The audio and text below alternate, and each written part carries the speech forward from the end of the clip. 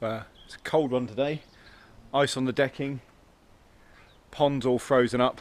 I'm going to get dropped off out towards Pershore today, and I'm going to make my way back along some of the paths along from there. So I'll point out on the map exactly where we're going once I get dropped off. Just got to finish loading the car and get ready to head off. Right, I've been dropped out near Pershore. Try and zoom in on the map. It's going to be a bit difficult through the waterproof thing, but here's Pershore here. I've just been dropped off here. We're going to head south and then strike out across west and basically find some paths and make my way back. When I come off the top of this map around here, it's going to be where that new Norton Junction is being built. So I'm obviously not going to try and do what I did last time and go through that Norton Junction. I'll carry on heading west and up towards home and towards the motorway that way. But we'll see what interesting things we can see. Nice day, cold. It is really bitterly cold. There's a slight breeze, but let's see if we see any wildlife. Look how nice this is. Gorgeous day. Open fields. You can hear some traffic ever so slightly in the background, but otherwise just bird song. Nice day to be out walking. There is a breeze. It is making my hands cold, but otherwise it's lovely. So heading west now towards a place called Tiddelsley Wood. Going to cut straight through that, carrying on heading west. So basically drove in the car all the way east towards Pershore. Now just sort of heading back, but obviously not the same route we came on the car. This is a big public bridleway that I'm following along here. You can see it's actually fairly well used. Lots of hoof prints in, horses and stuff. It's quite frozen at the moment, so you can hear the ice cracking under my feet. Had it not been, this would be really slippery and treacherous, and of course it adds a lot to the time of doing a walk if you're having to really carefully place your feet, but luckily it's so far it's quite frozen. Of course, no sooner did I say that, then you reach a bit where it's not quite so frozen. This is like a mud run event down here. We've got some slightly less churned up mud on the side, but that's really slippery, the top of it. It's actually slightly easier to go down the middle. It's ever so slightly frozen, giving me a little bit of purchase for my feet, but this is going to be a muddy one.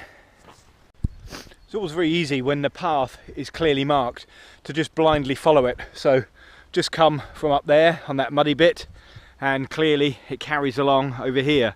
But we're also crossing a track here which loops round in quite a clear horseshoe shape.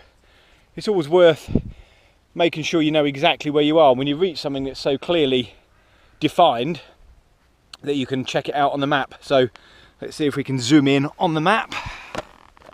Okay, so it's really hard to see, but there is in fact a track marked around in a horseshoe shape here, which puts me right at this point here. Obviously still heading west, but it's useful to actually mark and know exactly where you are, if nothing else from distance wise, because now I'm expecting another 300-400 meters before I pop out at the end of the woods. I hadn't originally intended for these videos to be tips on map reading, but obviously I have been showing the map quite a lot, so it's not going to hurt to show a couple of tips. So there you go, tip number one. You'll have noticed that when I've been indicating on the map, I've been trying not to use my finger. Your finger covers an incredibly large portion of space, and even though I know exactly where my eyes are focusing, anyone else looking, it's a bit harder. So top tip is actually to use something small, point of a blade of grass. Okay, I'm right here. You can see the stream, hopefully you can see the stream go on either side. I'm still heading west, so that puts me right here on the map. Okay, here's the actual stream itself. Now I say finger covers a large portion. On a compass, if you get one of these types of compass, you can see on the end we've got numbers 1 actually through to 14, 15 if you come off the end of this one. That actually represents 1.5 kilometers. If I put this down next to the map, okay, and if I line it up along there, okay, from 0, which is not showing, all the way through to 10, that is 1 square grid kilometre. If I get my blade of grass again, so we've got the blue grid lines marking us out, a square kilometre there. It means you can accurately work out how far you've got to go, a distance. I can actually show from the corner that I just showed you there, I've now got 500 metres across this field here until I hit this track there. Now I travel at roughly pretty much 1 kilometre every 10 minutes when I'm walking, when I'm hiking, you know, even given the various terrains on an average. So it's going to take me 5 minutes and I should hit the track. If I haven't hit it in around 5 minutes, or if I hit it too early, gives me an indication that something's gone wrong. So useful to be able to work out distances using a compass, and all that starts from knowing exactly where you are on the map in the first place. As I've said a couple of times, some of these footpaths take you directly through the middle of fields. I'm right in the middle of a great big field, heading that way-ish on a bearing. I mentioned a couple of times about taking a bearing, so I'm just going to give you an example of how to do it. It's a really simple example, but the principle is going to be the same every time. Now obviously I'm going to try and use a little piece of straw, a little piece of grass, and then what I'm going to do, the first thing we're going to do is start off by knowing exactly where you are. It's pointless trying to find out where you're trying to get to if you don't know where you're starting from. Next point is to then orient the map, okay?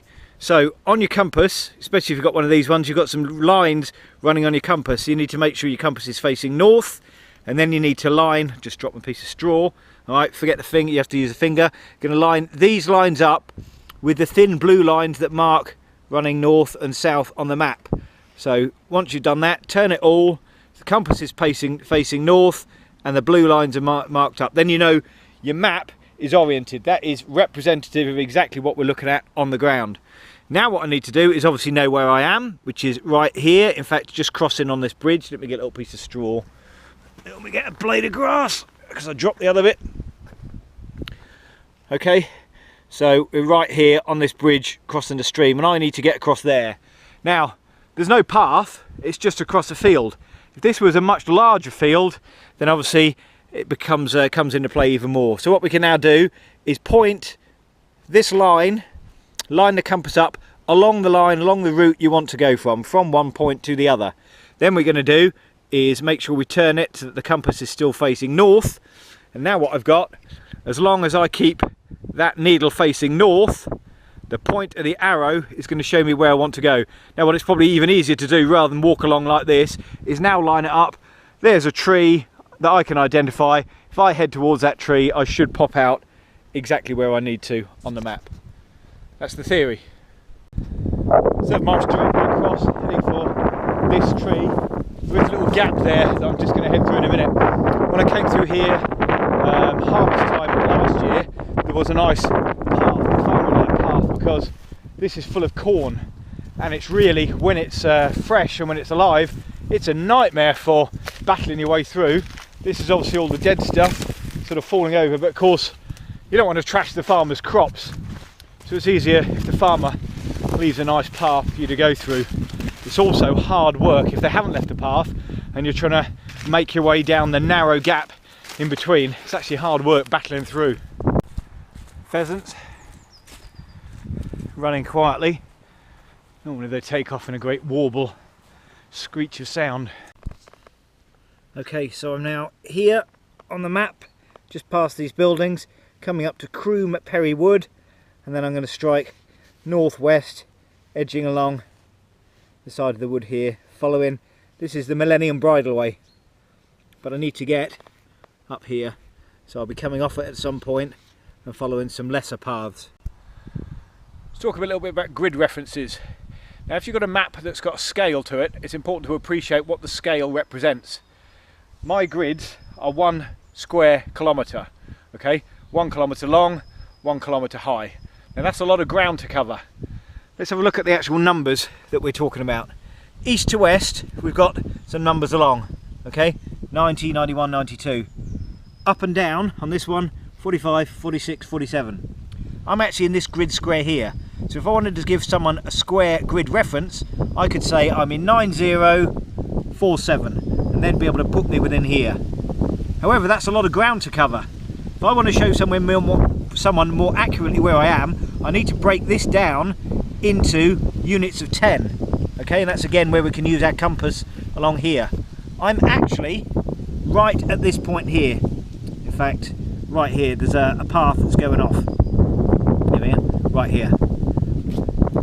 So I'm at 90, and then if I break this down into units, you can see that's 903 going along, and then coming up we're at 471 roughly. Now actually you can see I'm actually at 4715, because if I give a 6-figure grid reference, what that's doing is allowing a 100 metre square area. Now if you're on an orienteering exercise and you're looking for your next grid reference, or if you're in the military and you're looking for your next ammo resupply, 100 metres is obviously quite a big area to go searching for. What you're then going to need is an 8-figure grid reference, which narrows it down just to 10 metres. And that's where, as you saw on the compass there, when I started putting it down, you can say, well actually that's about 9015 by 4713, something like that, to give an 8 square grid reference. As well as some fantastic countryside when out doing walks like this, you pass what look to be like some really nice little country pubs. Hardest part's staying out of them. That said, I think their children's playground needs a little bit of attention. Death slide, but it is open, it says so.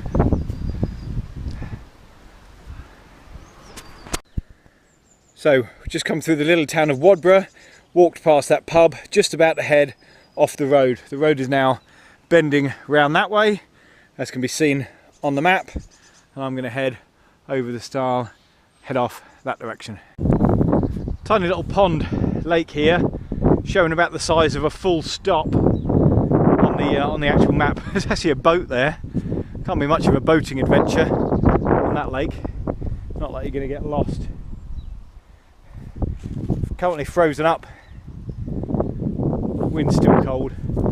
We're heading that way across the fields. Railway line just over there. Quite exposed here, so you can hear the wind picking up. I've got to carry on along here a few hundred metres, and then I'm going to cut across a field a bit like this to a crossing. There is actually one down there, but that's just going to lead me onto a road.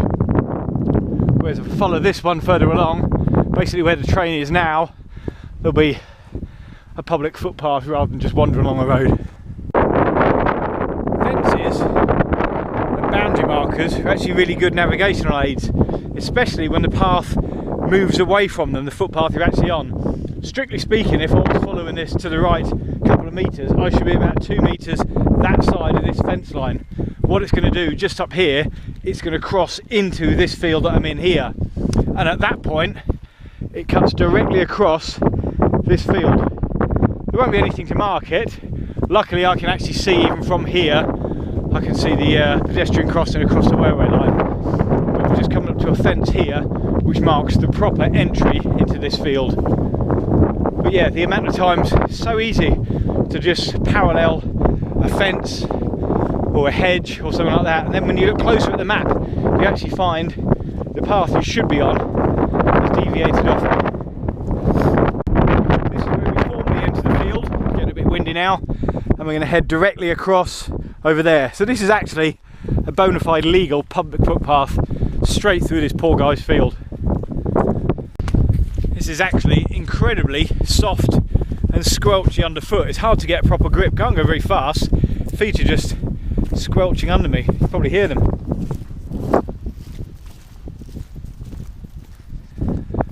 Yeah.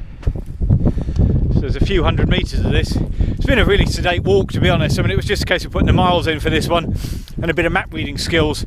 There's plenty of routes that I go on that I don't even need a map anymore. So it's nice sometimes to get dropped off and think, well actually, let's just focus closely on the attention to detail of exactly where we are on the map, because obviously in Nepal I won't be been there before and I won't know where I'm going. So all these little tips and tricks that I'm so eagerly dishing out to other people, I need to pay attention to myself. Don't go blindly following the path if that's not where the map says it is, etc.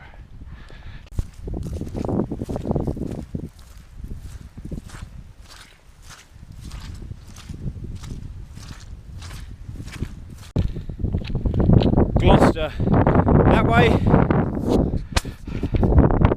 Worcester that way. These aren't electrified tracks, obviously. These are all diesel trains coming along here. So not far from Norton Junction now. Probably can't see, but the wind turbine is just over there behind the trees. We're going to head up this way. Norton Junction's over there, but this time we're heading more north, back towards Worcester. I'm not going to head out in the countryside like I did on the last one. Done the country bit. So there, a bit clearer, is the wind turbine. That's actually off my map. In fact, I'm now off this map, moving north.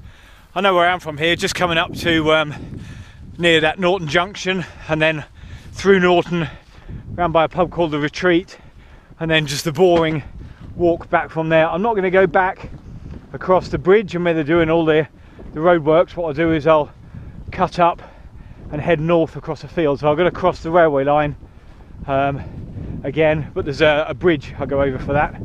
Makes it a little bit easier. Just seen a buzzard land in a tree just up here. If I'm sneaky and pretend I'm not filming him, I wonder whether we're able to get him on camera. I realise that the focus on the GoPro is quite short, so the last time I caught one it just looked like a speck in a tree, which is a shame because it's a lovely bird. So see, just landed in that tree over there, but I think the hedge is going to get in the way. Might just be able to see him or her through the trees over there, through the branches. Yeah, just taken off. Look at that.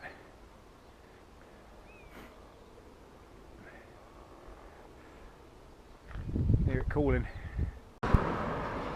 Okay, back over the railway line one last time. This time over a bridge. And then we're going to take a left and we're going to head off back towards essentially the Swan pub. Back through the fields. Walked past this tunnel along this way a few times. I've never noticed it before. It's kind of a little bit camouflaged. Now I can head straight up there, which takes me onto the road to walk back, or I can head over there. There's a footpath that goes through the middle of that field and up. Just means less road walking. It's probably a bit more difficult going underfoot, but I've never been that way, so I'm going to go that way for a change. There's a couple of birds over there. Got some strange calls. Sound a bit like that. I don't know, I can't describe it. But you can see this used to be a cornfield.